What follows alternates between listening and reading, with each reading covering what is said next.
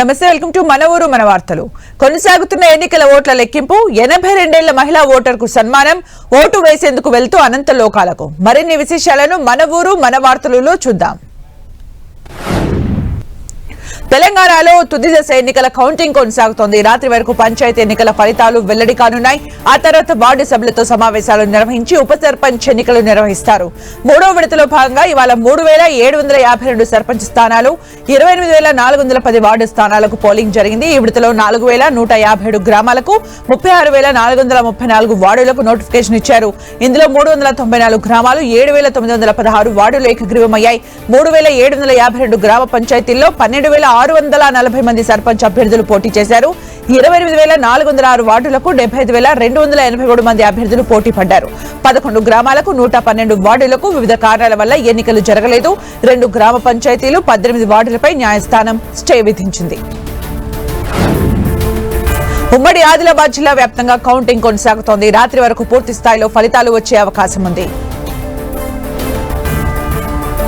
ఖమ్మం జిల్లా కల్లూరు మండలం చెన్నూరు గ్రామంలో పంచాయతీ ఎన్నికల కోసం ఓ ఇంటర్నెట్ షాప్ లో ఓటర్లకు డబ్బులు పంచుతున్నారని పోలీసులకు సమాచారం అందింది.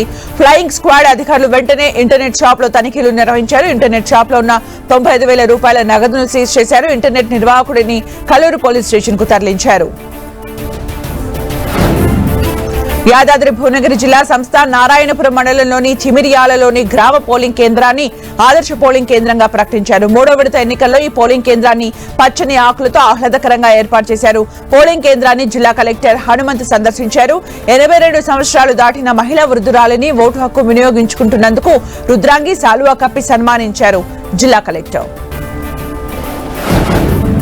తెలంగాణలో 3 విడతలుగా గ్రామ పంచాయతీ ఎన్నికలు జరుగుతుంటే ఖమ్మం జిల్లాలోని 5 గ్రామ పంచాయతీలకు ఎన్నికలు జరగడం లేదు. ఖమ్మం జిల్లాలోని ఎన్కూర్, నాచారం, చెన్నారం, అరికాయలపాడు, భద్రాద్రి కొత్తగూడెం జిల్లాలోని జూలూరుపాడు మేజర్ పంచాయతీలో కూడా పోలింగ్ జరగడం లేదు.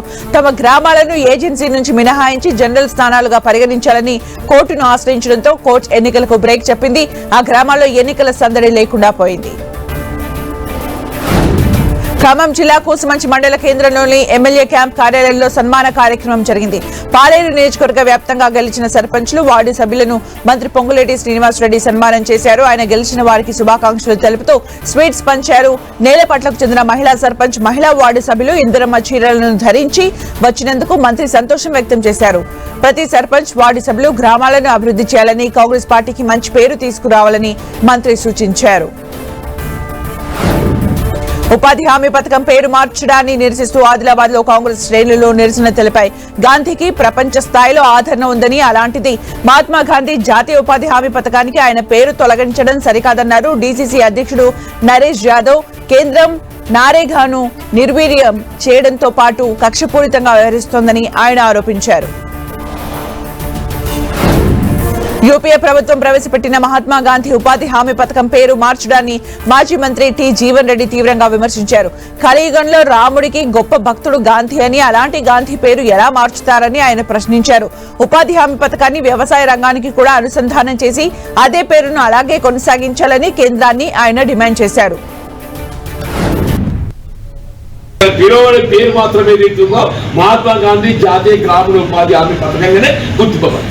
ఆ మహాత్ముడి పేరు చెరిచేద్దామని చెడిపోయేది కాదు. అది మహాత్ముడు ఏదైతుందో త్రేతాయుగంలో హనుమంతుడు ఎట్లుండేనో కలియుగంలో ఏదైతుందో ఇవాళ మహాత్ముడు గాంధీ గారు హనుమంతుడు ప్రతిరూపం అంటుండే. రాముల వారిని ఆరాధించేవాడు కలియుగంలో ఎవరైనా ఉన్నారు అని చెప్పంటే అది మొదటి వ్యక్తి గాంధీ గారు కూడా చెప్పండి. మహిళా క్రికెటర్ శ్రీచరణ్కి నగదు ప్రోత్సాహకం అందజేశారు మంత్రి నారా లోకేష్. ఉండవల్లి నివాసంలో మంత్రి నారా లోకేష్ ను శ్రీచరణ్ కలిశారు. శ్రీచరణ్కి 2.5 కోట్ల చెక్ ను మంత్రి అందజేశారు. కడప జిల్లాకు చెందిన శ్రీచరణ్ ఇటీవల జరిగిన ఐసీసీ మహిళల వన్డే ప్రపంచ కప్ లో అద్భుత ప్రదర్శన కనబరిచి జట్టు విజయంలో కీలక పాత్ర పోషించారు. ఆమె ప్రతిభను గుర్తించిన రాష్ట్ర ప్రభుత్వం భారీ ప్రోత్సాహకాలు ప్రకటించింది. 2.5 కోట్ల నగదు ప్రోత్సాహంతో పాటు విశాఖలో 500 గజాల విస్తీర్ణం గల ఇంటి స్థలాన్ని కేటాయించింది.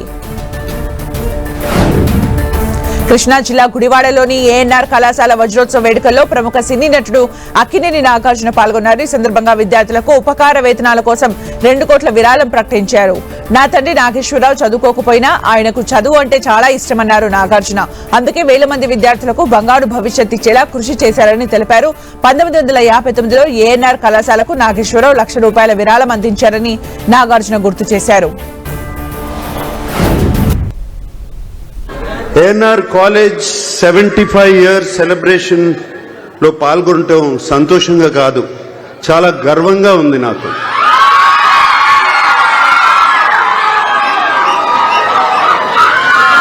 మనుషులు శాశ్వతం కాదు, వాళ్ళు చేసే పనులు శాశ్వతం. నాన్నగారు చేసిన మంచి పనే ఈ కాలేజ్, ఏఎన్ఆర్ కాలేజ్ ఒక ఎగ్జాంపుల్.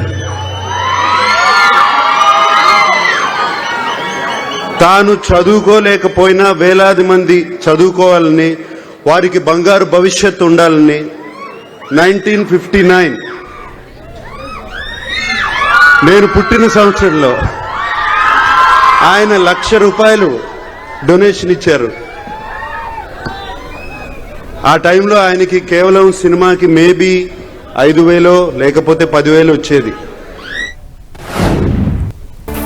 ఏలూరు జిల్లా చింతలపూడిలో ఏఎస్ఎఫ్, ఏవైఎఫ్ విద్యార్థి సంఘాలు ఆందోళన చేశాయి. రాష్ట్ర వ్యాప్తంగా పెండింగ్ లో ఉన్న 6,400 కోట్ల ఫీజు రియంబర్స్మెంట్ బకాయిలు వెంటనే విడుదల చేయాలని విద్యార్థి సంఘం నేతలు డిమాండ్ చేశారు. రాష్ట్రంలో మెడికల్ కళాశాలల్ని కూటమి ప్రభుత్వం ప్రైవేటీకరణ చేయడాన్ని వ్యతిరేకిస్తున్నామన్నారు.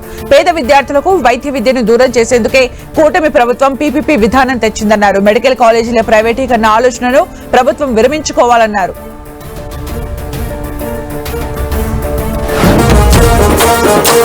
వెల్కమ్ బ్యాక్ టు మన ఊరు మన వార్తలు.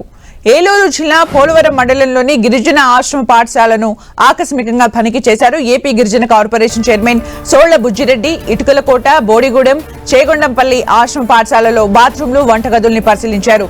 విద్యార్థులకు పెట్టే ఆహార పదార్థాలు నాణ్యత లేవని గుర్తించారు. సరుకులు పంపిణీ చేసే కాంట్రాక్టర్ను మార్చేస్తామని బుజ్జిరెడ్డి చెప్పారు. రాబోయే రోజుల్లో ఆశ్రమ పాఠశాలల పరిస్థితులు మెరుగుపడేలా కృషి చేస్తానని ఆయన పేర్కొన్నారు. టెండర్ వేసినట్టు వ్యక్తి రాజుగారిని ఆయన సరుకులు సప్లై చేయట్లేదని ఆలోచన వచ్చింది. కాబట్టి అవసరమైతే ఆ టెండర్ ఇచ్చిన వ్యక్తిని మార్చాల్సి ఉంది. సదుపాయాలు అయితే పిల్లలకు బాగా ఉన్నాయి, కానీ ఈ సరుకులు సప్లై విషయంలో కొంచెం ఇబ్బందిగా ఉంది. కాబట్టి సరుకులు సప్లై చేయడం, కొన్ని స్కూళ్ళలో గోడ పడిపోయిందని చెప్పారు. అక్కడ బాలికల పాఠశాలలో కాంపౌండ్ వాల్ పడిపోయింది. కాంపౌండ్ వాల్ మీద ఇప్పుడు ఆల్రెడీ డీడీపీ వారితో మాట్లాడతాం. కాంపౌండ్ వాల్ బట్టి బాత్రూంలో డోర్లు ఊడిపోయినాయి. కాబట్టి అవి కూడా అది మాట్లాడి ఇప్పుడు చెప్తాం. మేము గమనించిన విషయాల్లో అవి ఇంకా రానున్న కాలంలో అన్ని సక్రమంగా జరిగేలా ఉపాధ్యాయ సిబ్బంది బాగా పనిచేస్తారు. కాలువాయి మండలాన్ని తిరుపతి జిల్లాలో విలీనం చేయడాన్ని నిరసిస్తూ 19వ రోజు దీక్ష కొనసాగింది. రాజుపాలెం వద్ద పెన్నా నదిలో జలదీక్ష చేసి నిరసన తెలిపారు. సోమశిల జలాశయం నుంచి మమ్మల్ని వేరు చేయొద్దని, మా జలాలపై మాకు హక్కులు లేకుండా చేయొద్దని నినాదాలు చేశారు. కాలువాయి మండలాన్ని తిరుపతి జిల్లాలో కలపడం వల్ల తాగు, సాగునీటికి తీవ్ర ఇబ్బందులు ఎదుర్కోవాల్సి వస్తుందని చెప్పారు. కాలువాయి మండలాన్ని నెల్లూరు జిల్లాలోనే కొనసాగించాలని డిమాండ్ చేశారు. కృష్ణా జిల్లాలో ఈగల్ టీం స్పెషల్ ఆపరేషన్ చేపట్టింది. గుట్టు చప్పుడు కాకుండా తరలిస్తున్న గంజాయిని పోలీసులు పట్టుకున్నారు. గన్నవరం మండలం దావాజిగూడెంలో 100 కేజీల గంజాయి సీజ్ చేశారు. ఒడిశా నుంచి కారులో గంజాయి తరలిస్తుండగా పోలీసులు పట్టుకున్నారు. నిందితుడిని అరెస్ట్ చేసి కారును సీజ్ చేశారు పోలీసులు. హైదరాబాద్ కు చెందిన ప్రముఖ బ్లేడ్ల తయారీ సంస్థ వటీస్ టీటీడీకి 1.2 కోట్లు విలువ చేసే బ్లేడ్లు విరాళంగా ఇచ్చింది. భక్తులు తలనీలాలు తీసేందుకు బ్లేడ్లను విరాళంగా అందించారు. టీటీడీ చైర్మన్ బీఆర్ నాయుడిని కలిసి సిల్వర్ మ్యాక్స్ బ్లేడ్లు విరాళంగా అందజేశారు. వటీస్ సంస్థ డైరెక్టర్ బొడ్డుపల్లి శ్రీధర్ ఏడాది కాలానికి సరిపడా సిల్వర్ మ్యాక్స్ హాఫ్ బ్లేడ్లను విరాళం ఇచ్చారు. బ్లేడ్లు కొనుగోలుకు టీటీడీ ప్రతి ఏటా 1.16 కోట్ల రూపాయలు ఖర్చు చేస్తోంది. యూరోప్, అమెరికా తదితర దేశాల్లో సింగిల్ బ్లేడ్లను ఎక్కువగా వినియోగిస్తున్నారు. భక్తులకు తలనీలాలు తీసేందుకు, క్షురకులకు ఈ ఆఫ్ బ్లేడ్ చాలా ఉపయోగకరంగా ఉంటుందన్నారు శ్రీధర్. ప్రతిరోజు సుమారు 40,000 బ్లేడ్లు వాడుతున్నాం. సింగిల్ అయితే 40,000, డబల్ బ్లేడ్ అయితే 20,000. అది సుమారుగా మనం కొనేది మార్కెట్లో 1,16,00,000 పెట్టి ప్రస్తుతం మనం మార్కెట్లో పర్చేజ్ చేస్తున్నాం. సో వీరు ముందుకొచ్చి ఈ 1 ఇయర్కి మేము ఫ్రీగా ఇస్తామని చెప్పేసి వాళ్ళు ముందుకొచ్చారు. కాబట్టి వాళ్ళని ప్రత్యేక అభినందిస్తూ ఈరోజు 1,20,00,000 వర్త్ ఏదైతే ఉందో ఆ బ్లేడ్లు హ్యాండ్ ఓవర్ చేయడానికి వారు రావటం జరిగింది. దేవస్థానం తరఫున మీ అందరి తరఫున మనందరి తరఫున వాళ్ళకి ప్రత్యేకమైనటువంటి కృతజ్ఞత తెలియజేసుకుంటాం. విజయవాడ కనకదుర్గ ఆలయానికి 10 లక్షల విలువైన 15 కంప్యూటర్స్ ని విరాళంగా అందించారు వెంకట సుబ్బయ్య. ఈ కంప్యూటర్లు ఆయన పరిపాలన భక్తుల సేవల కోసం ఉపయోగిస్తామని దుర్గగుడి చైర్మన్ బొర్రా గాంధీ తెలిపారు. ఘాట్ రోడ్ లో టికెట్లు తీసుకునే విధంగా ప్రత్యేకంగా ఒక రూమ్ ను ఏర్పాటు చేస్తున్నామని ఆయన చెప్పారు. ఈ కార్యక్రమంలో దుర్గగుడి ఈవో సీనా నాయక్ కూడా పాల్గొన్నారు. టికెట్లు కానీ ప్రసాదాలు కానీ ఆల్మోస్ట్ అంటే కొంత మనం ఎలా చేయాలి, డబ్బులతోనే వచ్చేవాళ్ళు కూడా ఉన్నారు చాలా మంది. మేము డబ్బులే కడతామండి, మాకు కొంచెం సిస్టమ్ తెలియదు, లేకపోతే ఇంకోటి ఉన్నారు. అది కూడా నిదానంగా స్లోగా మారుద్దాం అనే ఉద్దేశంతో ముఖ్యమంత్రి వర్యులు మరి చంద్రబాబు నాయుడు గారు చెప్పడం వల్ల ముందు ఫాస్ట్ గా 2-3 రోజుల్లోనే ఈ పెట్టి కొన్ని దాంట్లో మనం చక్కగా ఇప్పుడు స్లిప్ రావడం ఏమి ఉండదు, ఇక మీ ఫోన్కి వచ్చేస్తుంది. పాల్గొన్నందుకు నాకు చాలా ఆనందంగా ఉంది. ప్లస్ ఈ కార్యక్రమానికి నా వంతు సహాయంగా చేయడం అనేది చాలా గొప్ప అదృష్టంగా భావిస్తున్నాను.